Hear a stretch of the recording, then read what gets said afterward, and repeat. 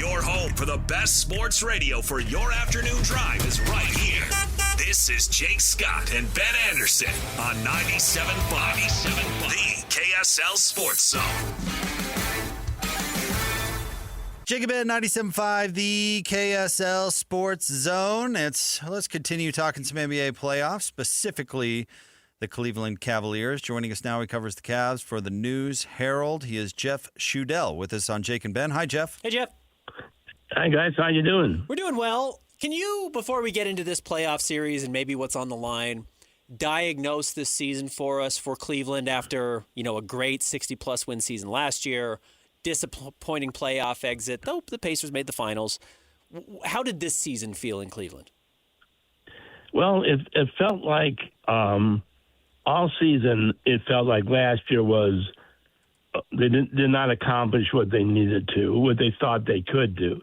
And that's why just near the trade deadline, they made a huge trade, probably the biggest in the NBA, I think you could argue, when they traded Darius Garland to get James Harden from the Clippers with a plan of getting them over the hump, at least to the conference finals.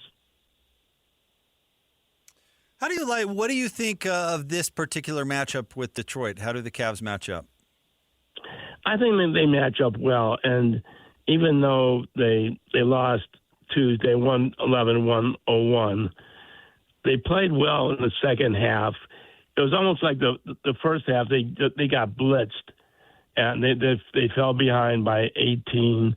They were down by 17 in the third quarter, but they kind of regained their, I don't know, man wouldn't be the right word, but I think they established themselves. Like they took their best shot from the Pistons, and now I think the Cavaliers will win this game tonight. I don't say that as a fan because I cover the team, but I just think that they took the best shot that the Pistons have, and now the Cavaliers will respond.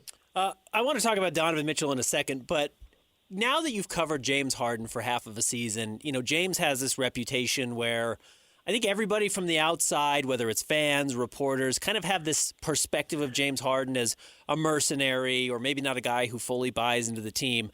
Now that you've covered him, did you have preconceived notions of who he was? And is there any difference between who he actually is? Well, that's an interesting question because I did have those preconceived notions before the trade. And then soon after the trade, when he got here and he fit in so perfectly, that reputation was unfounded.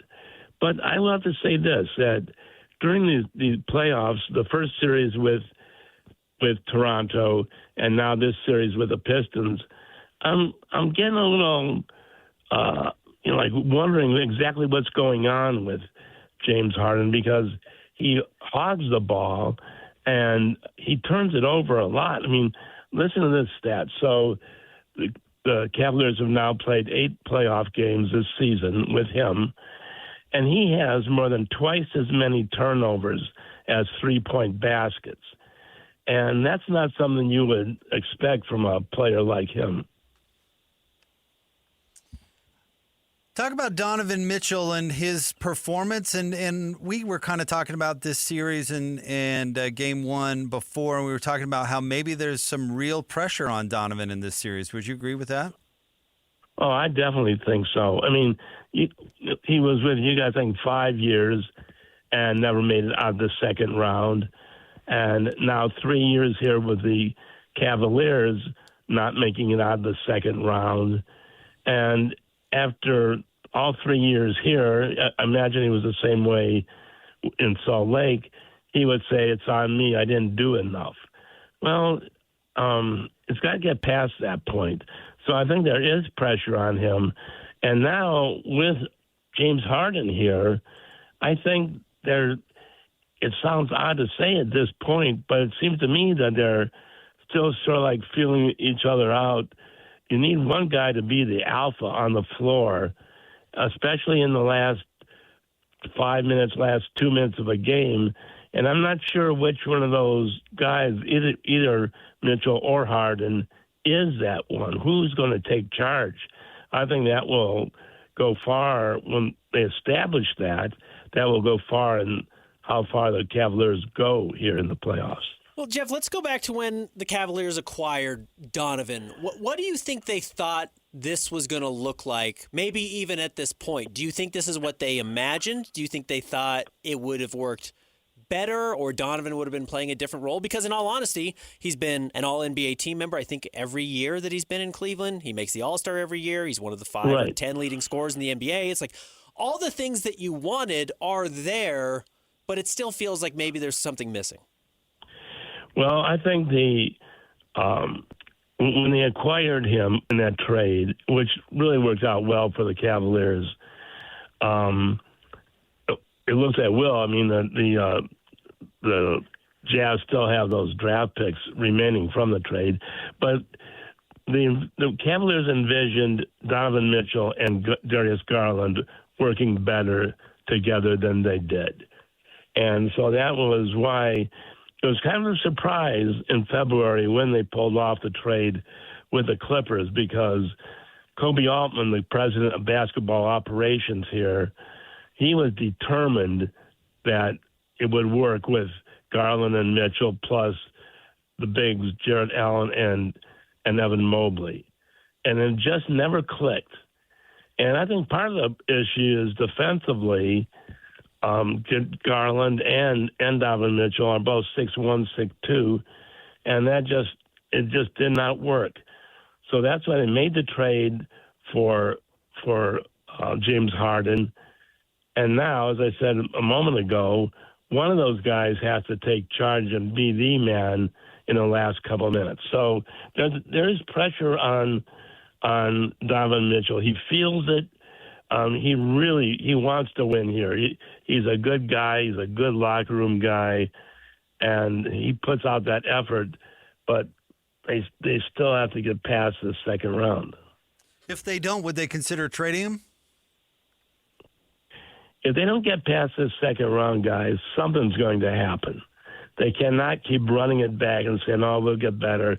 And I'm not sure what James Harden is going to do next year. There's an option on his contract, and he'll go where the money is. No doubt about that. But so I think they have to get past the second round. And now that the Celtics are knocked out, they probably have higher sides than the Eastern Conference Finals. But of course, they have to get past the Pistons first. And right now, the Knicks are looking pretty good. Jeff, the problem the Jazz ran into is they ran out of ways to improve the roster with Donovan Mitchell and Rudy Gobert together. And they didn't feel like they wanted to break them up, so they just, stripped it down and started all the way over. Is there a situation where do you think that Cavs might feel that way this summer, or do they still feel like there are pathways forward that improve the roster and they're not just slowly getting worse every summer? Well, they already have the highest payroll in the league, so there's not a lot they can do. Now there's rumors that they want Giannis. I don't know what that would take. They would have to give up a lot to get him. So if they don't get past the second round, then that's some major decisions to make. This roster would need more than a tweak or two to be better, because as I said, now of course this is the first playoff with Harden and Donovan Mitchell, but you can't just keep running it back and say, "Oh, we'll get better," because there's contract situations going on with Donovan Mitchell too. So it's going to be a very interesting summer if they don't, especially if they don't beat the Pistons. Who do you like in the East as somebody who covers a team in that conference with the 4 teams left? Who do you give the advantage to? Well, I think the conference finals will be the Cavaliers and the Knicks. And I'm not going to write off the Cavaliers at all. I think if they could get there, I think they could win that. They could win the East. But obviously now with Detroit having home court advantage, that's huge. And tonight's game, guys, is huge for both teams, because I think if the Cavaliers win tonight, I think they could win the series in 5 games. Looking at the conversation, big picture in the NBA, everyone wants to know where LeBron is going, and very frequently Cleveland is brought up as a potential landing spot. I don't know if it makes total sense, but LeBron has shown a real loyalty in his career, going back to Cleveland, winning a title there. Is that something that hangs over the organization? Is that something you think they would welcome back? How is that being looked at? You know, it would be hard to turn down LeBron James, right? He's 41 and he's playing like he's 31 or 25 or whatever. I'm not sure how that would work financially, but I'll tell you what, if you had him on this team now, I think they'd go to Eastern Conference Finals for sure.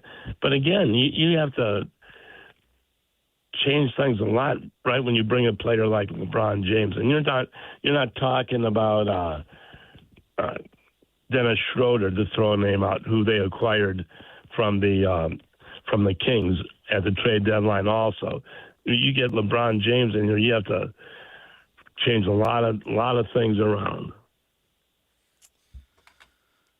What's LeBron's legacy like in Cleveland nowadays? Well, you know what? I mean, he did come back and won a championship, and he's cheered when the Lakers come in. Of course, it's only once a year that people get to see him, so he is revered here because he did bring the only championship in the Cavaliers' history. He won that for the fans, and they will never forget that. And if he does come back to end his career here, I mean, his jersey is going up on the rafters at some point. He can't really retire as a number when he's playing. I guess he could, but yeah, he'll be revered here, even if he does not finish his career here. Well, Jeff, we appreciate your time. Thank you very much for jumping on with us. And, hey, don't be surprised if we bug you if the Cavs do move on and have you back on. Thanks, Jeff. Hey, my pleasure. I'll see you later, guys. Thanks, Jeff. That's Jeff Schudel of the News Herald.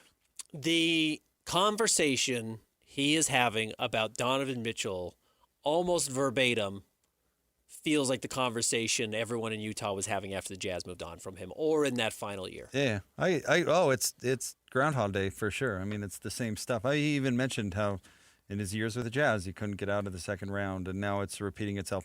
I loved it that you were leading him down the direction of James Harden is a better player / has a better rep than he thought going in, and it was the exact opposite, which was so funny to me, where he said, yeah, I had a conception of him, then he came in, and it was like, wow, this guy hogs the ball and turns it over all the time. Yeah, James is funny. He doesn't have enemies in the places he leaves. You know, I don't think OKC hates him. I don't think... And the teams generally don't, explode and get way better when he's gone, a la, Kevin Durant gets traded and the Suns make the playoffs this year. It doesn't seem like anyone likes KD after he leaves town. James Harden doesn't quite do that. I know he kind of wore out his welcome with Houston and Brooklyn and Philly and L.A. Well, he wears out his welcome, but I don't think they're ever like, wow, we hate that guy. Maybe a little bit Daryl Morey did, and even then they seem to be able to get back together, and obviously the Brooklyn thing didn't work out. I would guess Rockets fans don't like him much. He fatted his way out of town. He did, and even then I think they would welcome him back. I don't know. As a point guard, if they wanted to bring him back, I could see it happening. So I was curious if there is something about those types of guys that when you see them up close, you have a different opinion of them. You know, I think I thought Jordan Clarkson was one thing when he was in L.A. and Cleveland, and then saw a little bit of a different personality in the locker room and how he blends with everybody and how everyone liked him. That surprised me. And so, yeah, I was curious if James does that. And you're exactly right. He said, no, not really. He's turns the ball over a lot and doesn't make shots in the playoffs, which has always been his reputation. And he said hog the ball. Yeah, he did. And then he said he's going to go wherever the money is this offseason. Didn't they re-sign him in Cleveland? No, not yet. I thought that was part of the deal. That's what he wanted. That's why he left L.A. He wanted to get a contract extension, and they said, no, thank you. And he said, all right, well, then send me somewhere. And I don't think the Cavs gave him an extension yet. He's still got this player option. Which he'll pick up. I don't know. If someone wants to give him $30 million a year for 3 years. There's no way someone wants to give him 3 years and $30 million. He's barely contributing. He's out of shape. He has all those flaws that you were talking about. Never really proven it in the playoffs. Let's see, what did he average this year? James Harden this year averaged 23.5 points, 8 assists, 5 rebounds, shot 44% from the floor, 38% from 3, and 88% from the free throw line. Yeah, someone's going to give him money. It better be the Cavs. I don't think he's going to be stuck picking up this player option. A team in the playoffs traded him mid-season. Mm-hmm. And because they were tired of him. But look, NBA teams do crazy things. And I don't think James cares if he has to go play in Sacramento. I think James cares more about money than winning. So if his best option is, I'll go sign a 3-year, $90 million deal somewhere else. Hog the ball and turn it over for somebody else. Great. Yeah, $42 million with the Cavs, cool, but we're not getting a title. James is smart. You don't have to love James Harden. He can diagnose what's going on. He can read the writing on the wall. He knows this Cavaliers team's never going to win a championship. He knows they're not particularly close. This team has a very real ceiling, and it's not a title. So what does he care? He's made his whole life off of not winning titles. And that's not even knocking him. But he knows his days of being an MVP or the best player on a championship team or a potential championship team, A, never materialized, and B, are behind him. So go to Chicago this summer and make $90 million. Great. And I could very, very seriously see that. Man, I couldn't see. I think team basketball is coming back. Yeah, absolutely. I think individual selfish play is on its way out. I couldn't see a smart. I mean, you're not saying smart team, so I guess but a team. Bulls, Kings. He does not. I would have said the Wizards, but they just traded for Trae Young and Anthony Davis. Who also doesn't. Trae Young doesn't play winning basketball. I mean, that's the thing is James Harden has gone nowhere playing his game. I got to play my game. Well, your game stinks. Yeah. Your game doesn't win. Yep. And I honestly don't know why even teams with poor judgment don't get that at this point. But would Orlando trade him? Trade for him? No. I think they would. They're a dumb team. I don't think so. I don't think a youngish team would bring in a geezer like him to begin with. It doesn't really fit into the window. Plus, every time he dribbles the ball, Paolo Banchero isn't. Yeah. Teams who get also desperate. is kind of a selfish player who loves to hog the ball and turn it over. Flawed teams that get desperate, and desperate decisions, desperation, if you said, is a stinky cologne. And James Harden is happy to wear it because he takes advantage of those teams. He always has. Philly needed somebody. Brooklyn needed somebody. They wanted to get rid of Ben Simmons, or they wanted whatever trades they needed to make. And James always seems to find himself in those situations. And none of those deals have worked out. Correct. None of them. Yeah, I'm not advocating so any of these teams should trade. People are going to continue to make that mistake? But yes, why do teams keep going out and getting Kevin Durant? When has that worked out last? Golden State 8 years ago? And every stop since then's been a disaster? Might have been longer than that ago. Yeah, but, the Nets couldn't wait to get him.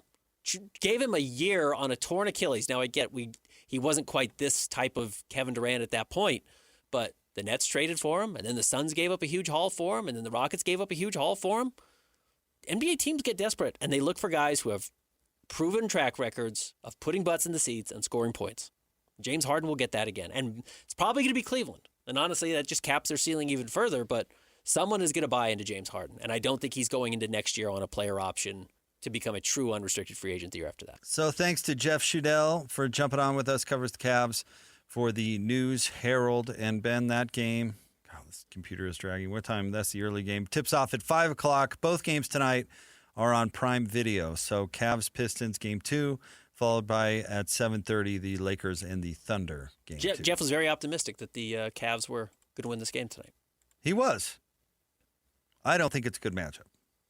I don't know. Maybe they win tonight, but I don't think the Pistons are a good matchup for him, period. Yeah, I for totally them, agree. not him, like Jeff's playing. Pistons are only a 3.5-point favorite, so it's the Vegas, what do you call them? The Magic Vegas predicting Wizard has him at 3.5 for Detroit. I kind of think Detroit's going to win this. I think Detroit settles in and figures things out. I don't know if the Cavs figure a lot out. historically. I just hope Jalen Duren dunks one and then points at the camera and said, "That was on you, Angel It's Reese." for you, Angel. How dare you Jeez. send out videos on your Snap Talk of me getting dunked on by Wendell Carter. I'm sure they were in love. Probably just didn't go well at the end. Happens. It does. All right, stay tuned. We'll have more Jake and Ben. Don't forget, Andre Torney, the Bear, is going to join us at the top of the 4 o'clock hour. It's the Jake and Ben Show, 97.5, the KSL Sports Zone. Just doing it big, Your home for the best sports radio for your afternoon drive is right here. This is Jake Scott and Ben Anderson on 97.5, the KSL Sports Zone. Ben, I passed a quiz with a score of 5 of 5, Good job. 100%. Congrats. Man, I am riding high. You had to do a security training. You're welcome, IT department. No longer the last person in the company to do this. Although, do I have more to do? Hold on. Let's see. Congratulations. I finished this training module. Excited for you? So if they congratulate me, that means I'm done, right? For now. Yeah, for now. Oh, okay. You're welcome. I feel like I'm the Charles Barkley of IT trainings. Okay. Huh? Get it done. Yeah. How about that for a transition, Surely. Ben? Yeah. From something no one cares about, my employment status, Yeah. to something everyone cares about, and that's Draymond Green and Charles Barkley. Yep. What do you think, before we dive into the sound, and I'm curious for your reaction on the sound, and I get the feeling that neither one of us is particularly a Draymond Green fan, but I wasn't particularly a Charles Barkley fan either, and I think he makes a tremendous commentator. What are your thoughts about Draymond and his analysis potential, analyst potential? I've worried that he does get a little bit too personal with this stuff. And I think that's where people confuse Charles's, I don't want to say honesty, because Charles, I don't think always knows what he's talking about, but he certainly knows enough that he becomes entertaining. But I do think we see Draymond and we're like, oh, well, he's a loudmouth or he talks a lot. So his honesty is going to shine through and that's going to provide insight. When really I think sometimes he's just way too personal. And not because you shouldn't be candid, but because like I truly think he has vendettas against people and it clouds his ability to have good judgment. And that doesn't become good coverage, actually. Where obviously Chuck is not a perfect analyst. I don't think he has vendettas. Shaq has vendettas. It makes him really lousy at the job. Kenny doesn't have vendettas. Charles doesn't have vendettas. And if they do, they don't bring them to the forefront. Mm-hmm. So that's where Draymond can't get out of his own way. I think Charles's superpower is that he doesn't care. Mm-hmm. He doesn't care what other people think. He doesn't care about being right. He does, and I mean that as a compliment. Yeah, absolutely. Like he doesn't wrap his entire self-worth into the accuracy of his opinions. Does that make any sense? Mm-hmm. He's not afraid to have another opinion if his last opinion wasn't spot on. Correct. He will move on to the next thing. And he does talk out of his backside, but not quite as recklessly as Kendrick Perkins. Right. So it makes it a little bit more digestible. But people don't love Charles because of how accurate he is. Correct. At all. In fact, No. most people go, wow, Charles, that was a pretty wild opinion. It's funny when you hear Charles talk about the team that you know the most about. You're like, Charles is crazy. But it doesn't matter because it's about the way he presents it and it's about his personality and how that translates into the broadcast universe. I mean, that's his whole personality as a gambler, right? I don't care. He will probably gamble a lot. Some of them really hit, some of them don't, Some of but them I'm don't. moving on to the next thing. And someone goes, Charles, do you have a gambling problem? He says, I don't care. I don't Yeah, care right. what you think. I Yeah. don't care any of that. That's his superpower. It's just his whole identity, though. Draymond cares about everything. Yes, he's too personal about And it. this is kind of my roundabout way of agreeing with you. He beat up Jordan Poole because Jordan made a joke. Mm-hmm. He's sensitive about people. He's sensitive about Austin Reeves saying you can't shoot. Yeah. Draymond, you can't. Yeah. I think he cares way too much. He's way too addicted to his own self-import. Mm-hmm. And I don't think Charles is. No. If you told Charles he was one of the biggest superstars on television, which he no doubt is, he'd say, really? Yeah. And by the way, I don't know why we have to have Draymond Green on that show when he's currently a player. I guess they're trying to find the next Charles. But anywho, he was on with Charles last night. Yeah. And he made some comments that did go viral, and I'm eager to hear your reaction. So here's Charles and Draymond and Kenny and Big Earn on Inside the NBA last night. Always ends. Sports, listen, sports are for young people. You hope to have a great long career, but sports, nobody wins when they're 37, 38. But you said what you said. I want to hear if he believes what you're talking. Yeah, I mean, I think the goal is just to not look like you in the Houston Rockets uniform. Yeah. Is ultimately the goal for us. Like, we don't want to. What does that look like? Did you see it? I'm just asking. I saw it. I mean, so, you know, we're always going to try to compete. When you win championships, the goal will always be to try to reach that level. Can we get back to that level? Listen, to your point, Jimmy's going to miss a lot of next year. Moses is going to miss a lot of next year. That's $70 million. $75 million of a, $160 million payroll.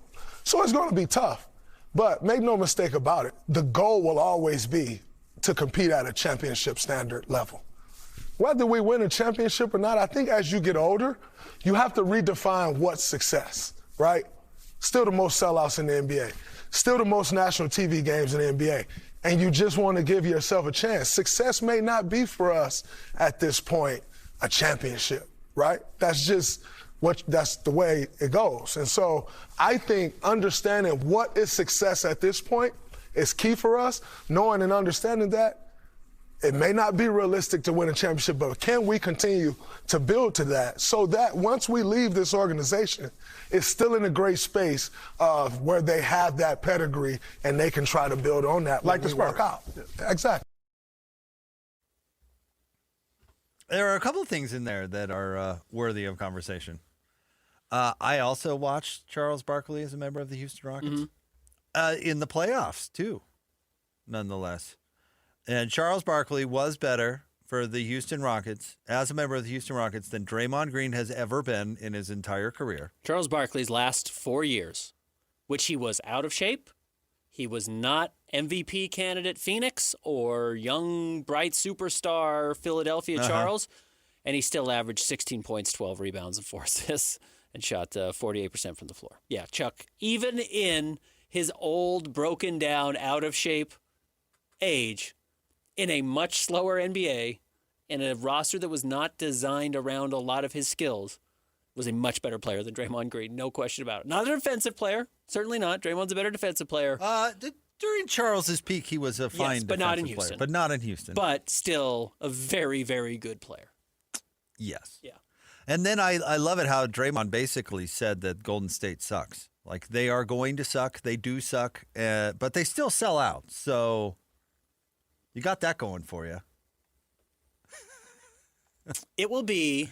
But you had Draymond being out of the league a couple of years ago. You were like, this guy's so bad. How could he possibly go on?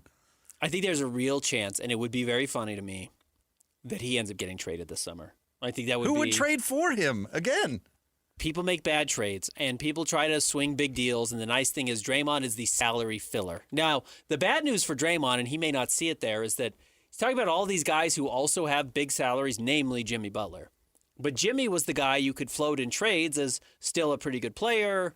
I mean, I think they're too old. I'm not trading for a 35 or a 36-year-old unless I'm like about to win a title and I'm missing one piece off the bench and I feel like that veteran can step in and do something. Then maybe I would listen to it. But I have to think I could probably win a title without you, and you just really give me 3 or 4 percentage points more of a likelihood that I will get there. Otherwise, I'm not trading for him. But, yeah, if Milwaukee decides to blow it up and wants to make a trade and wants to send Giannis to Golden State, okay, well, you want Podziemski and you want all of their draft picks, including this year's lottery pick and all the future draft picks they have, and they still own most of their draft picks. They've done a good job with that. But you also have to find a way to match $50 million, and Draymond's the only player they're giving up to get there. So there is a chance this team moves on and says, all right, we don't think our championship window is closed. We do think it's closed with you. And Draymond could find himself in that spot. Trading for Jimmy Butler in the first place was the dumbest move ever. Re-signing him then eclipsed that dumb move somehow. Resigning him to what's he make a year? $50 million a year? Get a lot. Mike Dunleavy. What do you think Mike Dunleavy would get, the GM of the Warriors? What do you think he'd get on the Wonderlic? 8? 9? Austin Ainge should be calling Mike Dunleavy every day just to see if he can swindle something out of him. He might be the new Billy Key. Well, again, he was the player who wouldn't trade. He was the guy who wouldn't trade Brandon Podziemski and Jonathan Kuminga for Lauri Markkanen, and then they ended up basically cutting Jonathan Kuminga. They traded him, but basically for nothing. Basically for nothing. And he Brandon played well in Podziemski's Atlanta, by the way. Yeah. No, Brandon Podziemski sucks. Podziemski was like third on that most overrated list yesterday. Yeah. Like he's a fine player. He's a G League guy. But Lauri Markkanen is a borderline All-Star and has made an All-Star team, and his future is ahead of him. So yeah, that was a rough move, whatever line they were drawing there, only to get Jimmy Butler the year later. Yeah, who's barely played for him and is hurt and is 100 years old. Yeah, and a personality that doesn't always mesh in locker rooms, just like Draymond Green. Anyway, I'm hoping that whoever owns that show now gives up on him. Well, I think you could find plenty of NBA players that would make better analysts than Draymond Green. I agree. Again, there's an easy way to look at it. It's the same reason we misdiagnose football players or basketball players or whatever on the court or on the field or whatever by saying, well, some of the things they do look similar to something else. So I think that is the thing. And again, Draymond talks. Well, so does Chuck, so does Charles Barkley. So they must be doing the same thing. They're both like kind of loud. And they both actually were kind of, similar bullies in the NBA. So I guess that means they're going to have the same outcomes. It's not at all what they're doing. They're not doing anything the same. You're right. Charles threw a fan through a window at a bar. He did. Charles comes from I don't know if it was a fan. Whatever it was. I think somebody was trash talking him. Something like that. Yeah. I don't know if it was like, hey, Charles, can I have your autograph? No, and then I Charles don't mean just that. Probably a picked him fan up from an opposing team. Picked him up and threw him through a window. But I've got to go to the bathroom. And then you look at okay, well, yeah, Draymond punched Jordan Poole. I guess they're kind of volatile, and we want to put that on TV because it's edgy, and we'll get the same results.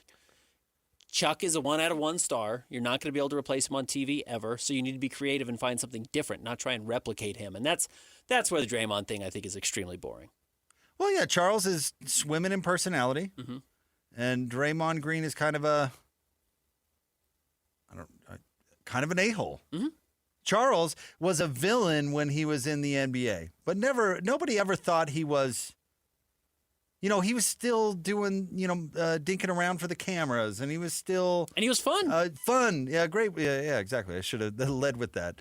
But he was engaging. He had all these things. Literally nobody likes Draymond Green, and not in a love-to-hate kind of way, but nobody likes his personality. He's gone after Rudy Gobert multiple times. Yeah. He punched Jordan Poole.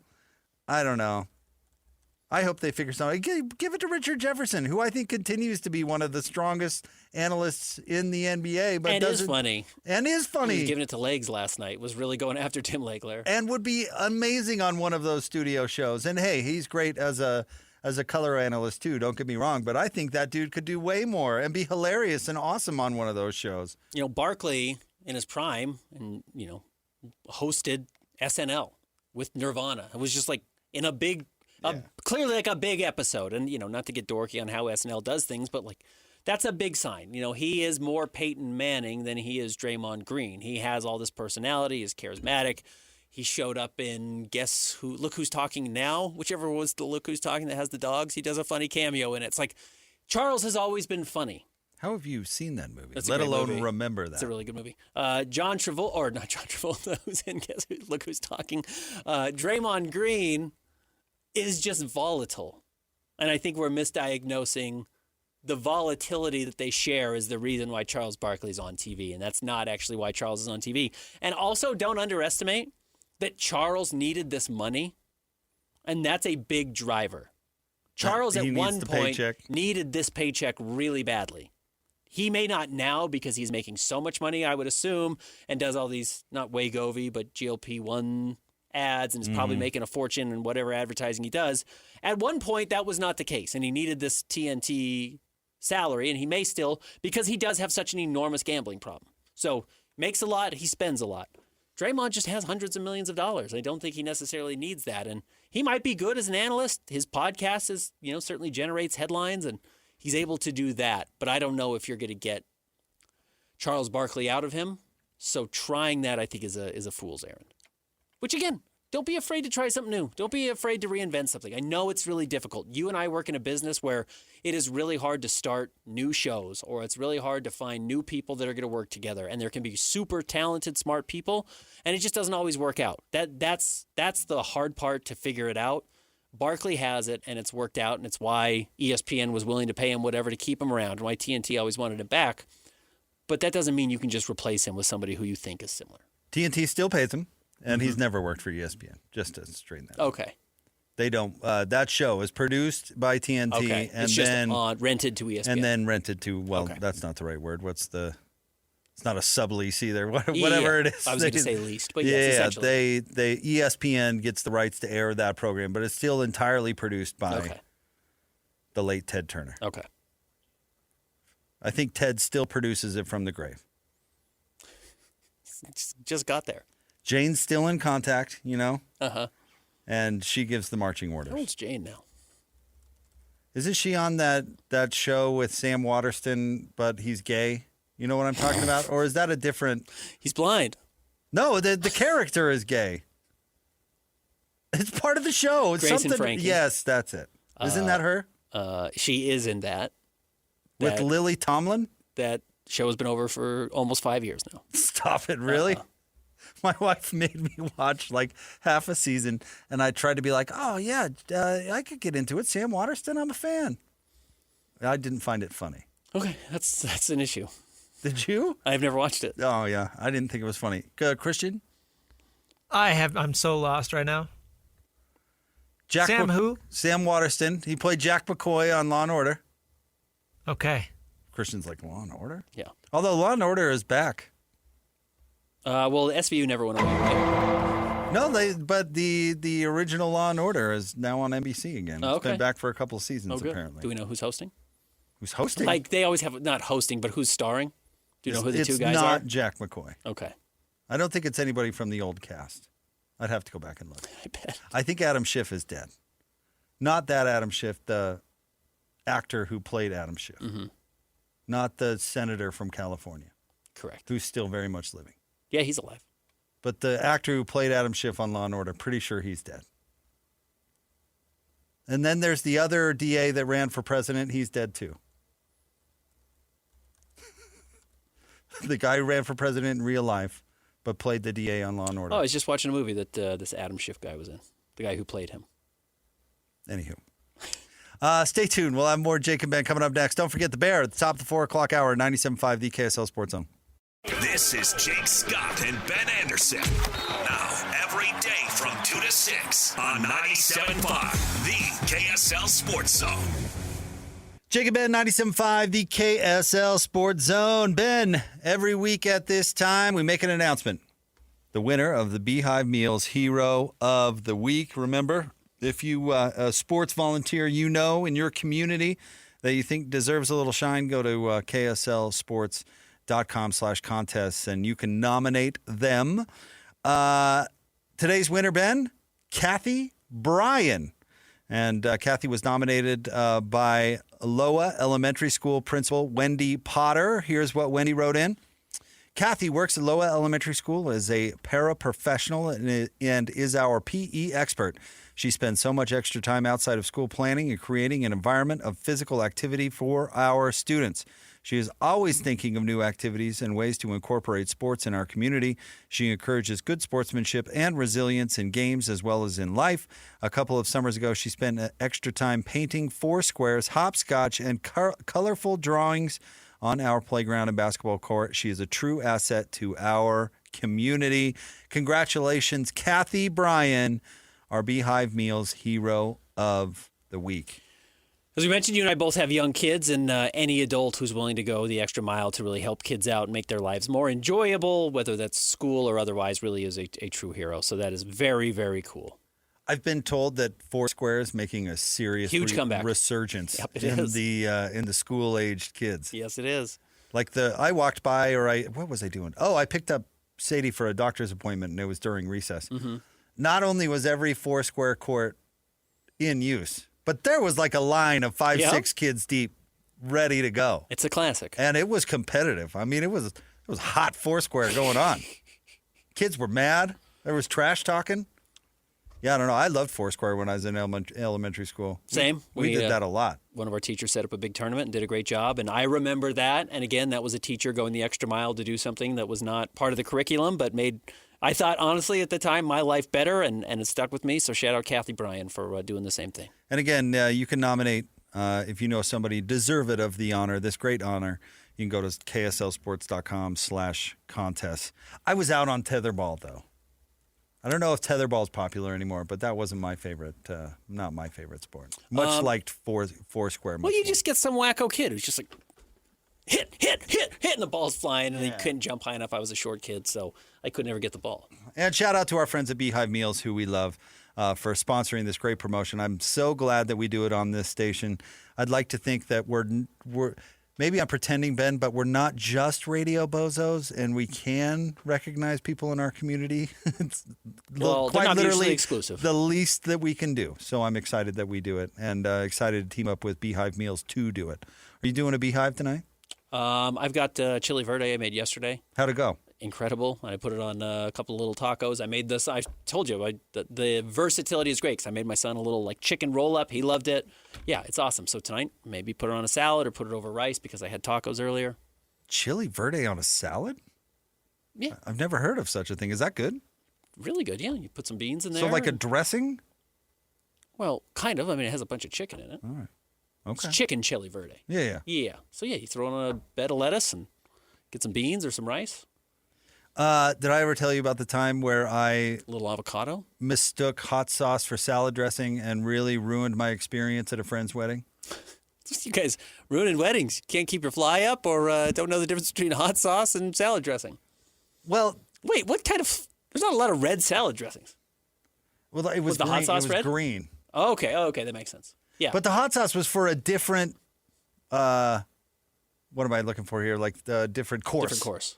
But it was on the table. I thought it came out with the salad, so I dumped the hot sauce on the salad. Yeah. And then I started eating it, and I didn't want to... inedible. And I didn't want to be that guy that was like, oh, I don't like the dressing, so I'm not going to eat the salad. So I ate it, and it really upset my stomach. It ruined my experience. And it was in Hood River, Oregon. Okay. It was like a really beautiful setting for a wedding. Not for you, though. No, not at all. I was able to be the designated driver that night, though, so that was good. Officer, I'm fine. I've just had a lot of hot sauce. Which led to another hilarious story that I really can't... Well, I probably could tell on the air, but we don't have enough time. The Bear, Andre Torney, coming up next. Stay tuned, 97.5, the KSL Sports Zone. When I lost my sight, I had to answer some big questions, like, what would you like the power to do? My answers helped me discover blind soccer. And now, I get to share it with the next generation. Bank of America champions blind soccer player and coach Antoine Craig, and everyone who dares to ask, what would you like the power to do? Bank of America, proud to be the official bank of FIFA World Cup 2026. Bank of America N.A., member FDIC. Mom, can you tell me a story? Sure. Once upon a time, a mom needed a new car. Was she brave? She was tired, mostly. But she went to Carvana.com and found a great car at a great price. No secret treasure map required. Did you have to fight a dragon? Nope. She bought it 100% online. From her bed, actually. Was it scary? Honey, it was as unscary as car buying could be. Did the car have a sunroof? It did, actually. Okay, good story. Car buying you'll want to tell stories about. Buy your car today on Carvana. Delivery fees may apply.